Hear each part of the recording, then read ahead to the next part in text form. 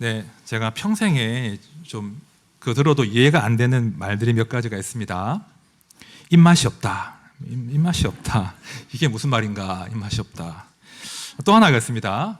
나는 이거 먹으면 소화가 안 돼. 체한다. 나는 밀가루 먹으면 체한다. 이런 거 있잖아요. 소화가 안 되고 체한다는 게 뭘까? 이해하기 힘들었습니다. 어떠십니까? 입맛이 없다. 소화가 안 되고 체한다. 이해가 되십니까? 네, 이해가 되시죠? 저도 이해를 한참 못 하다가 요즘에는 알 것 같아요. 입맛이 없는 게 뭔지, 체하는 게 뭔지, 어떤 음식을 또 피해 좋을지도 또 알게 되는 것 같습니다. 우리가 나이를 먹는다는 게 뭘까? 우리가 성장하고 성숙한다는 게 뭘까?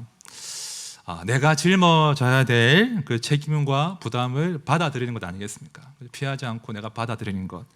때로는 그 책임 때문에, 그 부담 때문에 내가 밤잠 자지 못하는 것, 그게 어른과 성숙한 사람이 마땅히 감당할 수밖에 없는 삶의 무게죠.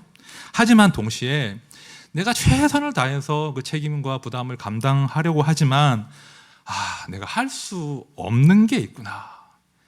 내가 내 힘으로 못하는 게 있구나. 여기까지가 내 한계구나. 이걸 또 인정하고 수용하는 것이 성숙한 사람의 모습이 아닐까 한번 제가 생각해 보았습니다. 사람은 참 신기한 존재예요. 사람은 늘 꿈꾸거든요. 늘 상상합니다. 모든 사람들은 욕망해요. 사람이 살아있다는 증거가 꿈꾸고 상상하고 욕망한다는 것 아니겠습니까? 제가 이제 로또를 정기적으로 사는 분과 이게 대화를 나눈 적이 있습니다. 로또를 이제 매주 이렇게 한 장이 얼마죠? 모른 척 하시고. 로또를 10,000원어치 사는 거예요. 10,000원어치 사서 이제 가슴에 품고 이제 매주 사시는 분인데, 당첨 잘 되겠습니까? 로또가 거의 이제 10,000원 날리는 거 아니겠습니까? 그냥 10,000원이면 맛있는 거 사 먹을 수 있잖아요. 그렇죠? 그래서 맛있는 거 사 먹지 왜 이렇게 매주 로또를 사냐고 물어보니까 꿈이 생긴다는, 꿈이. 로또를 사면 꿈을 꿀 수 있다는 거예요. 내가 이 로또 당첨이 되면 빚도 갚고 집도 사고 혹시 많이 당첨되면 빌딩도 하나 사고 이런 꿈을 꿀 수 있다는 거죠. 나는 이제 그런 분 말씀하시면 꼭 되면 좋겠다고, 나를 기억해 달라고. 아무튼 그런 꿈을 꿀 수 있으니 10,000원 정도로 그런 한 주간의 행복한 꿈을 꿀 수 있다면 충분한 가치가 있다, 이런 말씀을 하시더라고요. 일리가 있죠. 정말 사면 행복합니까? 모른 척 하시는. 근데 아무튼 이렇게 꿈에 부풀어 있다가 현실은 현실이지 않습니까? 당첨이 안 되면 다시 또 냉정한 현실로 돌아오는 거죠. 인생의 딜레마가 뭐냐면요, 사람은 꿈꿔요, 상상해요, 좋은 삶을 기대해요, 욕망해요. 그런데 내가 꿈꾸고 기대하고 욕망한 대로 사라지지 않더라는 거예요. 그러니까 꿈꿀 수 있는 존재인데 그 꿈을 이룰 수 없으니 그 낙심이 더 커지지 않겠습니까? 모든 인생은 그래서 근원적인 한계와 결핍 가운데 사는 거예요. 사람은 전능하지 않습니다. 그것이 성경이 일관되게 이야기하는 사람의 한계지요. 오늘 이 사람의 한계에 대한 이야기를 해보려고 합니다. 자, 우리가 이미 살펴본 2장 3절까지는요, 하나님의 창조기사 첫 번째 스토리예요.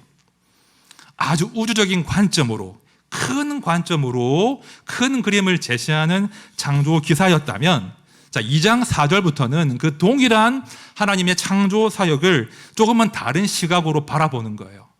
땅의 관점으로 하나님의 창조를 재진술하고 있습니다. 자, 조금 더 정확하게 설명드리면 땅에서 살 사람에게 하나님의 창조가 집중되어 있습니다. 사실 오늘 본문 가운데는요, 굉장히 많은 그런 논쟁거리와 우리 질문거리, 이슈들이 담겨 있어요. 그래서 이것들을 다 풀이하려고 하면 머리가 아파요. 제가 고민을 하다가 그 모든 논쟁거리들을 좀 바로 쳐두고 오늘은 사람의 창조에 집중하려고 합니다. 하나님이 창조하신 그 사람이 가지고 있는 그 본질적인 그 어떤 한계가 무엇인가? 자, 그럼에도 불구하고 사람이 소망이 있는가? 그런 이야기를 한번 나눠보도록 하겠습니다. 자, 먼저 2장 7절 말씀 우리 같이 읽어보겠습니다. 2장 7절 시작. 여호와 하나님이 땅의 흙으로 사람을 지으시고 생기를 그 코에 불어넣으시니 사람이 생명이 되니라. 자, 하나님께서 땅의 흙으로 사람을 지으셨다라고 지금 진술하고 있습니다. 자, 한글 성경이 흙으로 번역했지만 더 정확한 단어는 dust, 먼지, 티끌이에요. 그러니까 사람을 아주 하찮은 먼지, 티끌로 하나님이 만드셨다, 이렇게 성경은 증언하고 있습니다. 사람이 본질적으로 부서지는 존재예요. 연약한 존재예요. 아쉽지 않습니까? 이왕 하나님 사람 만드실 거 뭐 원하세요? 황금으로 만드시거나 아니면 단단한 다이아몬드로 만드시거나 그러시면 참 좋을 텐데 티끌로, 먼지로 사람을 만드셨다고 합니다. 안 믿겨지시죠? 옆에 보십시오. 먼지예요. 티끌이에요. 정말 그렇습니다. 우리가 잊고 살지만 한 번씩 깨달을 때가 있죠. 제가 작년 가을에 우리 아버지 어머니의 그 묘를 파묘하고 화장하는 일을 했었습니다. 매장한 지 시간이 많이 지났기 때문에 더 이상 관리를 다르게 하기 위해서 무덤을 파내고 파묘하고 화장을 했는데요. 제가 내려가 보지를 못하고 저희 누님 두 분이 그 모든 과정을 진행하셨는데 제 과정 사진을 찍어서 저한테 보내주시는 거예요. 어머니의 어떤 묘 사진, 묘비 사진, 또 화장을 마친 그 절차가 마친 그런 사진들을 보내주시는데 참 여러 가지 생각들이 들었습니다. 그런데 참 어머니의 묘비명이 참 제가 마음이 좀 좋았어요. 성도 이인순 잠들다, 이렇게 되어 있는 거예요. 감동이 있었어요. 성도 이인순 잠들다, 이렇게 되어 있는 거예요. 그 다음 사진을 보니까 이제 화장구에서 화장을 다 마치고 유골을 수습해서 상자에 담아둔 사진이었는데, 참 한편은 허망하더라고요. 흙이구나, 먼지에 불과하구나, 이것들을 제가 다시 한번 깨달았습니다. 우리가 참 자주 잊고 살아요. 우리가 티끌입니다, 먼지입니다 제가 이야기해도 우습잖아요. 근데 정말 그래요. 우리 사람은 티끌이고 먼지고 흙으로 돌아갈 수밖에 없는, 언젠가는 부서지는, 언젠가는 무너지는 존재가 사람이라는 거예요. 자, 그런데 말입니다, 여러분, 우리가 참 연약하지만, 흙에 불과하지만 이 흙이 누구의 손에 지금 잡히는 겁니까? 하나님께서 땅의 흙을 한 움큼 집으셔서 그 흙으로 사람을 예쁘게 빚으십니다. 놀랍지 않으세요? 하나님께서 땅의 흙을 집으셔서 사람을 빚으신대요. 그리고 그 빚으신 사람을 이렇게 자기 얼굴에 마주 하시고서는 그 코에 숨을, 호흡을, 생기를 후 하고 불어넣으시는 거예요. 자, 그러자 그 하찮은 존재가, 그 티끌에 불과했던 존재가 형상을 갖추고 살아 움직이는 생명이 된 거예요. 여러분, 우리가 이 7절을 정말 늘 기억하고 살아가셔야 됩니다.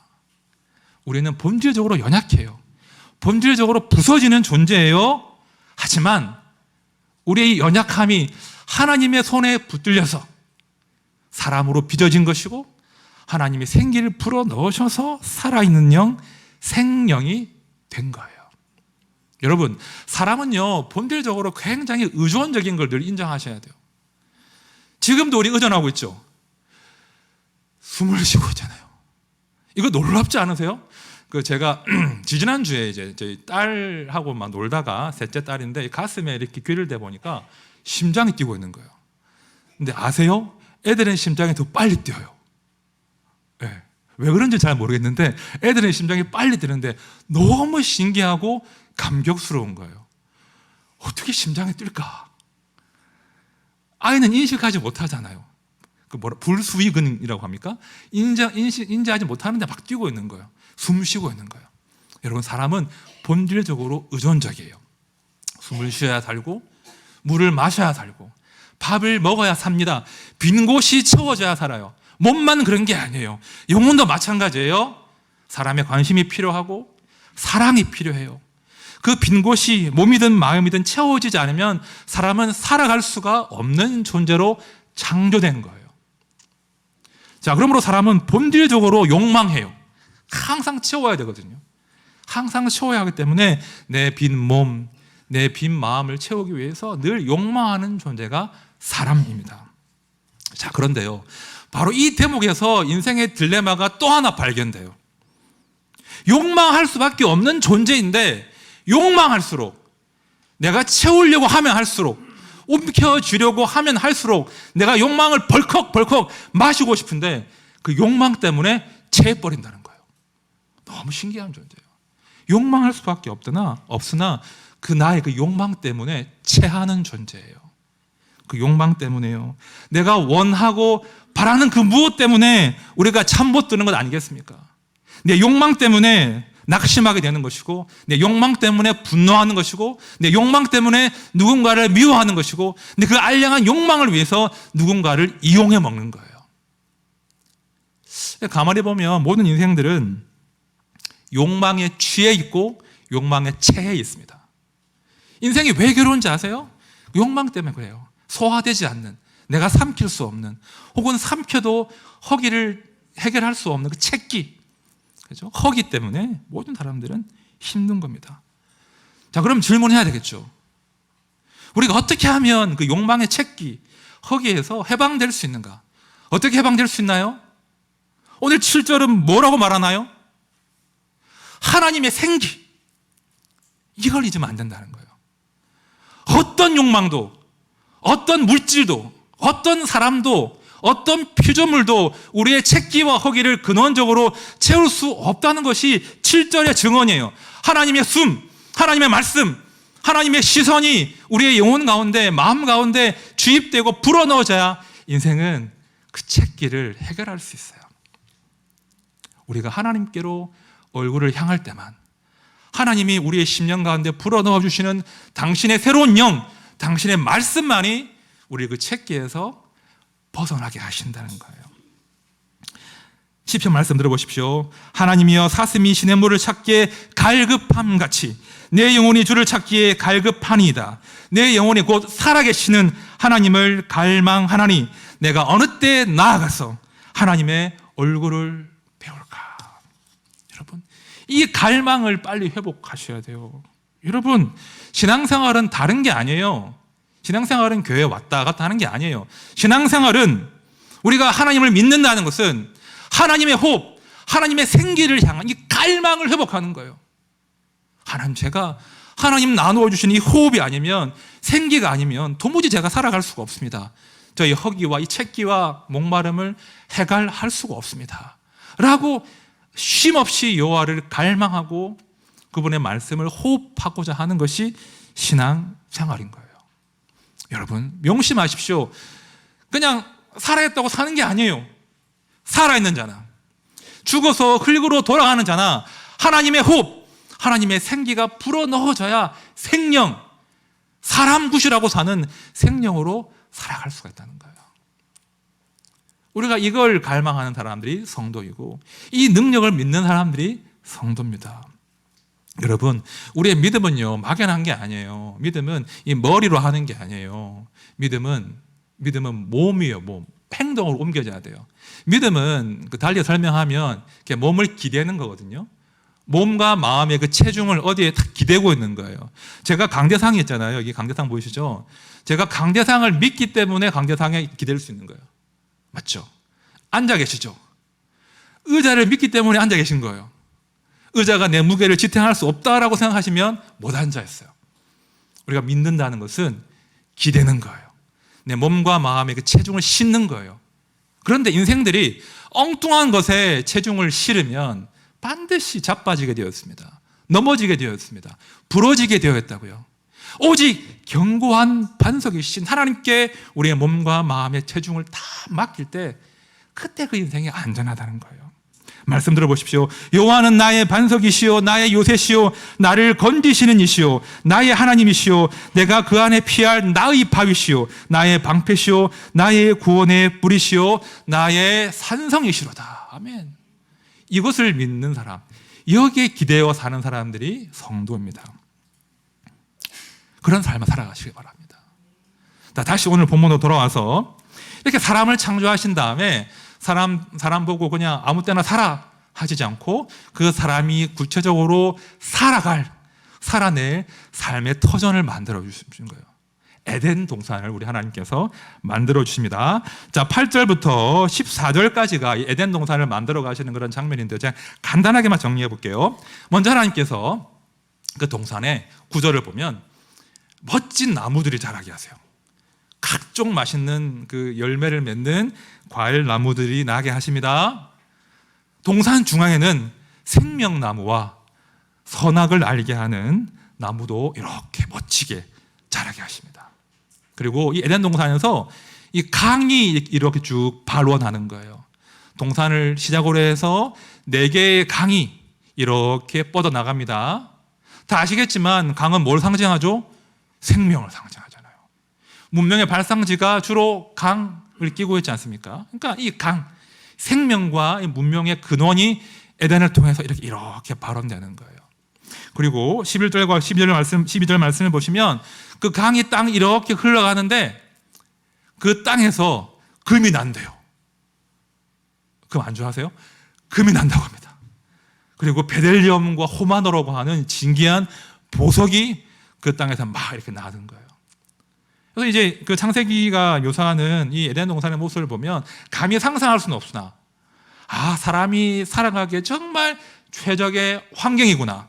동시에 생육하고 번성하고 그 새로운 문명을 일구어내기에 그런 최적의 조건임을 우리가 충분히 짐작할 수 있다는 거예요. 나중에 집에 가셔서 한번 여러분 그 계시록 21장, 22장 말씀 읽어보십시오. 요한계시록 21장, 22장. 이 말씀이 뭐냐면 장차 종말에 완성될 하나님의 나라, 천국을 묘사하는 거거든요. 근데 오늘 창세기 2장에서 묘사하고 있는 이 에덴 동산이 그 완성될 천국과 상당히 닮아 있습니다. 그러니까 에덴 동산의 완성된 버전, 최종 단계 버전이 천국이란 말입니다. 다시 말씀드리면 이 에덴 동산은 천국의 초기 모습 혹은 천국의 건설 부지로 지금 만들어진 거예요. 이제 사람이 그 천국 건설 부지를 불화받고 그 부지에서 이제 멋지게 천국을 만들어가면 되는 거예요. 자, 15절 보십시오. 하나님이 이 천국의 부지를 사람에게 허락하시는 장면입니다. 여호와 하나님이 그 사람을 이끌어 에덴 동산에 두어 그것을 경작하며 지키게 하시고, 경작하며 지키게 하십니다. 그러니까 노동하게 하시는 거예요. 많은 분들이 오해하시죠. 에덴은 놀고 먹는 곳이야.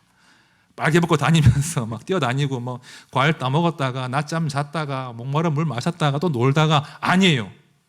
에덴은 노동하는 곳입니다. 그죠? 하나님이 분명 사람에게 복을 주시고 또한 그 복을 받아서 생육하고 번성하고 충만하고 다스리고, 그죠? 지키고 경작할 사명을 하나님께서 사람에게 딱 부여하시는 거예요. 이게 사람의 본질이에요. 하나님은요, 모든 사람에게 일거리를 주십니다. 사명을 주십니다. 놀고 먹기 위해 태어난 사람은 한 명도 없습니다. 물론 우리 주변에 특히 집에 보면 놀고 먹는 사람들이 있죠. 있을 수 있습니다. 그죠? 오랜 동안 놀고 먹는 우리 자녀가 있을 수 있어요. 마음이 답답하시죠? 염려하지 마십시오. 걱정하지 마십시오. 하나님 반드시 때가 되면 사람에게 일거리를 주십니다. 사명을 주십니다. 그것이 사람의 본질이에요. 중요한 게 뭔지 아십니까? 그것이 무엇이 되었던 모든 사람이 결국은 삶의 과제와 사명을 받을 것인데, 그것을 하나님이 주신 사명으로 기억하고 받는 것이 중요하다는 거예요. 그게 중요한 겁니다. 한 번씩 우리가 이제 쓸데없는 상상을 하곤 하지 않습니까? 우리 부모님이 진짜 재벌이었다면, 부자였다면, 그런 상상 안 해보셨습니까? 내가 그때 이과를 가지 말고 이과를 갔었어야 되는데, 철학과 가지 말고 의대를 갔었어야 되는데, 이런 생각. 내가 그때 소개팅을 이 자매랑 했었어야 되는데, 결혼을 이 형제랑 했었어야 되는데, 내가 그때 공부 좀 더 할 걸. 그러면 좀 다른 삶을 살 텐데. 우리가 항상 이제 한 번씩 삶이 막히고 힘들면 다른 엉뚱한 생각을 하죠. 근데 아시는 대로 쓸데없습니다. 그죠? 무지하게도 쓸데없는 상상이에요. 중요한 것은 지금 나에게 주어진 그 삶 말입니다. 그게 무거울 수도 있어요. 때로 피하고 싶을 수도 있어요. 포기하고 싶을 수도 있어요. 아파요. 하지만 그 삶이 그냥 우연히 나에게 떨어지는 삶이 아니라 하나님 주신 사명임을 기억하는 게 중요하다는 거예요. 하나님 나한테 이 동산을 허락하지 않으셨습니까? 이 말 안 듣는 남편과 아내와 자식을 허락하지 않으셨습니까? 그러면 내가 이 사명 감당할 수 있도록 나를 좀 도와주십시오. 기도하시는 거예요. 매달리는 거예요. 포기하지 말고 하나님의 도우심을 구하면서 하나님과 동행하면서 끝까지 그 사명을 한번 감당해 보는 거예요. 그게 사람의 본질이에요. 피할 수 없어요. 나에게 주어진 삶의 과제를 하나님의 사명으로 알고 한번 감당해 보는 거예요. 자, 이렇게 우리가 삶의 과제를 받았죠. 그 다음 이제 이 삶의 과제를 수행해 나갈 때 하나님이 주시는 기본적인 가이드라인이 있습니다. 어떻게 하면 그 삶의 과제를 잘 수행할 수 있을 것인가? 그것이 16절과 17절이에요. 오늘 설교의 핵심입니다. 자, 16절, 17절 말씀 우리 같이 읽어보겠습니다. 시작. 여호와 하나님이 그 사람에게 명하여 이르시되 동산 각종 나무의 열매는 내가 임의로 먹되 선악을 알게 하는 나무의 열매는 먹지 말라. 내가 먹는 날에는 반드시 죽으리라 하시리라. 자, 이 대목에서 우리 이제 논쟁이 나오죠. 선악을 알게 하는 나무. 이 도대체 뭐냐? 사과일까요? 복숭아일까요? 이 도대체 선악을 알게 하는 그 나무의 실체가 뭐냐? 그 나무를 먹는 순간 무슨 독이 퍼지는 거냐? 뭐 아무런 단서가 없습니다. 성경은 침묵해요. 지금 우리가 선악과의 정체가 뭐냐? 선악과가 어떤 효능이 있는 거냐? 이런 질문으로 빠지면 답을 찾을 수가 없어요. 오늘 본문 가운데 우리가 확인해야 할 것은 하나님의 주권이에요. 하나님께서 허락하셨고 하나님께서 금지하셨다. 이 두 가지만 확인하시면 돼요. 하나님 모든 동산의 나무의 실과를 인생들의 먹을거리로 허락하셨어요. 마음껏 먹어라. 마음껏 일하다가 배고프면 따 먹으라. 하나님이 먹을거리를 허락하셨습니다. 그런데 단 하나만 금지하신 거예요. 따 먹어도 괜찮은데 동산 중앙에 있는 그 나무의 실과만큼은 네가 먹으면 안 돼. 하나님의 허락과 하나님의 금지, 하나님의 주권이 이 말씀 가운데 스며 있는 거예요. 사실은 많은 분들이 불편해해요. 선악과, 이 소위 선악과에 대한 이야기 때문에 왜 하나님께서 선악과를 굳이 만드셔가지고 유혹받아 타락하게 하셨는가, 이런 질문들. 만드시더라도 좀 구석에 두시지. 왜 동산 중앙에 선악과를 두셔가지고 오다 가다 늘 보게 하시고 유혹에 빠지게 하시는가, 그런 질문들을 우리가 많이 할 수밖에 없는데요. 우리가 성경을 읽을 때 말입니다. 성경을 해석할 때 말입니다. 이 선악과를, 소위 선악과를 하나님의 선물로 받을 것인가, 아니면 하나님의 유혹으로, 테스트로 해석할 것인가, 이게 굉장히 중요한 차이를 만들어낸다는 거예요. 이것이 하나님의 테스트인가, 아니면 하나님의 선물인가. 저는요, 한동안 이것을 이제 하나님의 테스트로 해석했거든요. 그렇게 해석해버리면 하나님과의 관계가 굉장히 어렵고 껄끄러워져요. 하나님은 나를 유혹하시고 나를 테스트 하시는 분이시고, 내가 통과하면 괜찮은 것이고 통과하지 못하면 삶이 어려워지고 벌 받는 것인가, 이렇게 해석이 될 수밖에 없거든요. 그러면 하나님과의 관계가 굉장히 부담스러워져요. 늘 나는 테스트 받는 기분으로 살아야 돼요. 하나님이 약간 고약한 분으로 해석될 수밖에 없어요. 그런데요, 제가 신앙생활을 좀 더 하면서 성경을 더 알아가면서 이 선악과가 우리를 테스트하시는 하나님의 그 고약한 심보가 아니라 우리를 향하신 하나님의 사랑의 표현인 거예요. 하나님의 호의라는 걸 제가 알게 됐거든요. 여러분, 아담이 막 마음대로 따먹다가 동산 중앙에 딱 와서 멈칫하잖아요. 멈칫한단 말이에요. 그 멈칫하는 그 순간에 아담이 누구를 보겠습니까? 하나님이 기억하는 거예요. 하나님을 바라본단 말입니다. 내가 따먹을 수 없다는 그 사실이 그를 괴롭게 하는 것이 아니라 이것 말고는 다른 모든 것들을 허락하신 그 사랑의 하나님을 기억한단 말입니다. 그리고 내가 오직 하나님 아래에 있을 때, 하나님의 그 말씀에 순종할 때 내가 정말 생기로 가득 찬 인생이 될 수 있음을 기억한단 말입니다. 선악과는요, 유혹의 장소가 아니에요.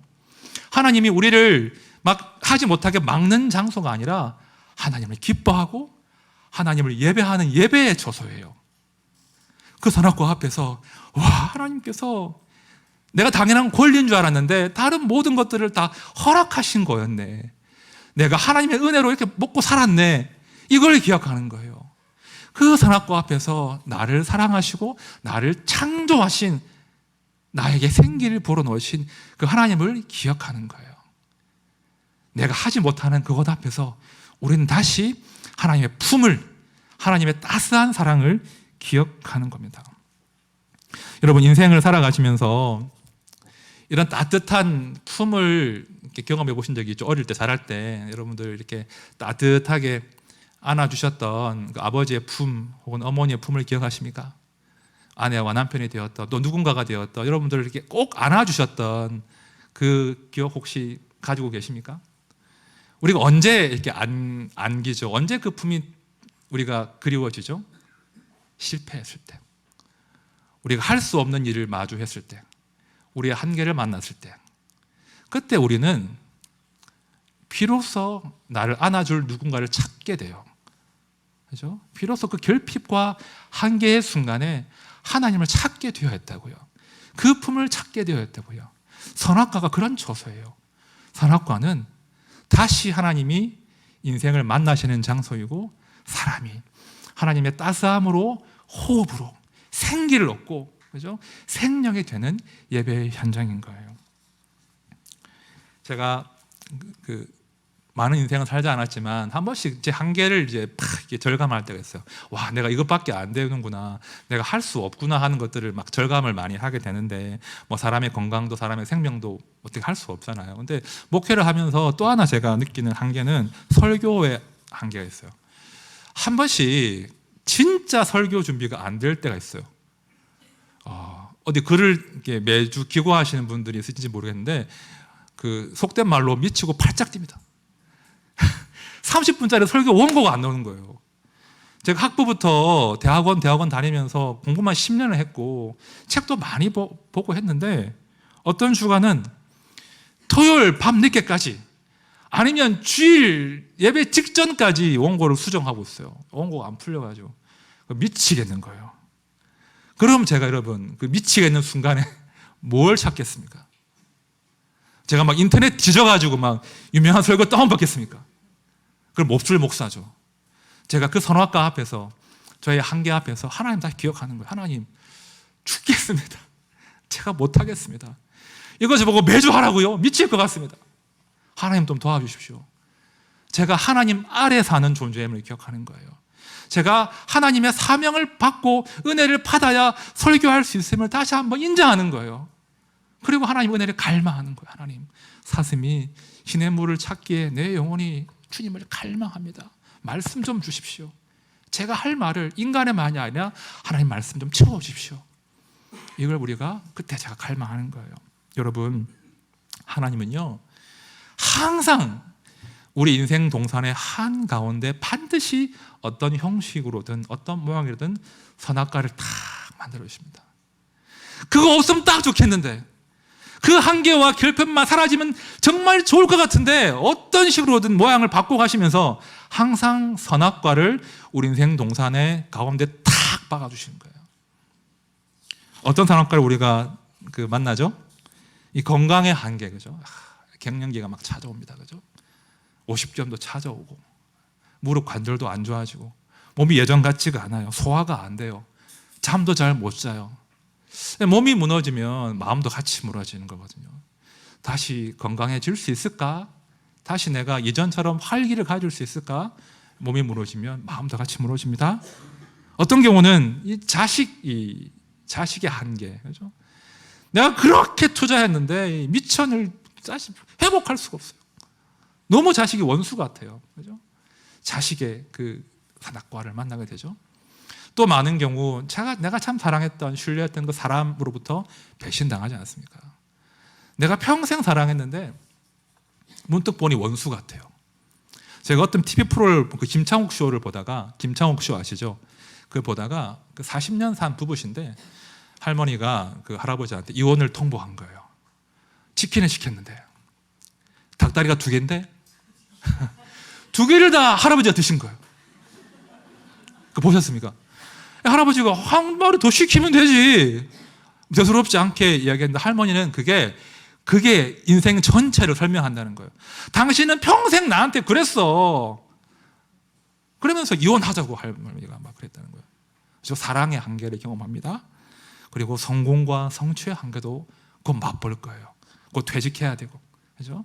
더 이상 젊은 사람 따라갈 수가 없고, 나 여기까지구나. 내 성공도 내 성취도 내가 이룰 수 있는 것이 여기까지구나. 나는 아무것도 아니구나. 하나님이 알게 해주십니다. 우리를 떡하니 선악과 앞에 세우신단 말입니다. 그때 서운할 수 있죠. 그때 분노할 수 있어요. 나에게 실망할 수 있어요. 하지만 기억하십시오. 그 선악과 앞에서 우리는 하나님 만나는 거예요. 그 나의 한계가, 나의 막다른 골목이 하나님을 구하는 곳이에요. 하나님을 예배하는 곳이에요. 우리가 영원토록 내 몸을 기댈 수 있는 여호와 하나님을 다시 뜨겁게 만나는 곳이 그 선악과 앞이란 말입니다. 그러므로 여러분, 선악과를 너무 서운하게 생각하지 마세요. 오히려 우리가 반드시 돌아가야 될 우리 아버지 하나님의 품을 기억하는, 그 품에 안기는, 그 품에 안겨서 다시 우리가 생기를 얻고 다시 살아갈 소망을 얻고, 우리가 죽는다고 할지라도 우리 끝입니까? 아니잖아요. 죽어서 흙으로 돌아간다 할지라도 우리는 생이 남아있잖아요. 정말 생이 남아있잖아요. 하나님은 다시 우리를 생기로 채우시고 우리가 살아나게 하실 거거든요. 우리는 어떤 선악과도 어떤 한계도 우리를 하나님의 사랑에서 끊을 수 없다. 이걸 기억하고 담대하게 그 인생의 어려움들을 하나님과 깊이 만나는 시간으로 삼으셔야 되는 거예요. 이것이 모든 성도가 꼭 기억해야 될 나의 사람됨의 모습인 것입니다. 이제 말씀을 정리하겠습니다. 여러분, 우리 하나님 인색하신 분이 아니에요. 뭐가 인색하셔가지고 다 허락하신 다음에 하나는 먹지 마 하셨겠어요. 이것은 인색함의 증표가 아니라 우리를 사랑하시는 증표예요. 우리가 하나님을 향하여 바라볼 때, 하나님을 사랑할 때, 하나님의 그 호흡으로 채워질 때만이 우리가 사람 굿이라는 사람이 될 수 있음을 하나님이 아시기 때문에 단 하나의 금지, 그 앞에서 우리를 만나시기를 기뻐하시는 거예요. 자, 그러므로 우리의 실패와 우리의 한계와 우리의 막다른 골목을 슬퍼하기보다는 하나님을 더 깊이 만나는 기회로 삼으시길 바랍니다. 우리가 약할 그때에 하나님이 일하신다는 거예요. 제가 마지막으로 한번 우리 하나님이 어떤 분이신지 말씀을 읽어볼게요. 마태복음 12장 20절입니다. 정의가 이길 때까지 그는 상한 갈대를 꺾지 않고 꺼져가는 심지를 끄지 않을 것이다. 정의가 이길 때까지 그는 상한 갈대를 꺾지 않고 꺼져가는 심지를 끄지 않을 것이다.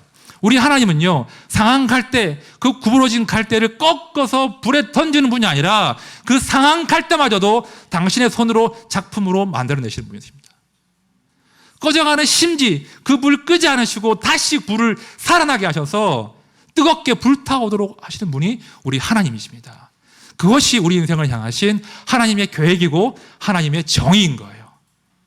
그러니 염려하지 마십시오. 기죽지 마십시오. 어떤 한계도 여러분을 하나님의 사랑에서 끊을 수가 없습니다.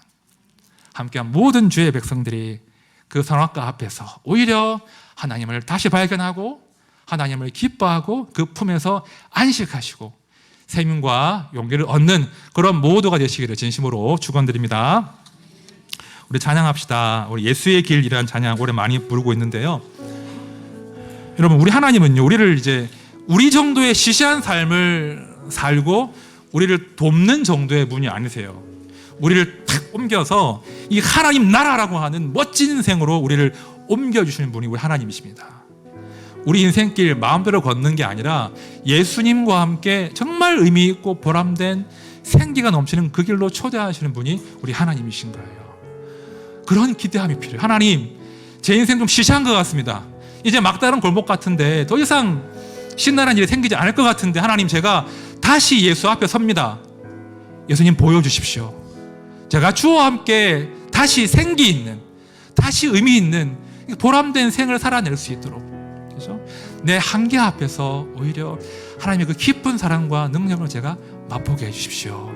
우리 함께 찬양하면서 우리의 마음을 고백합시다.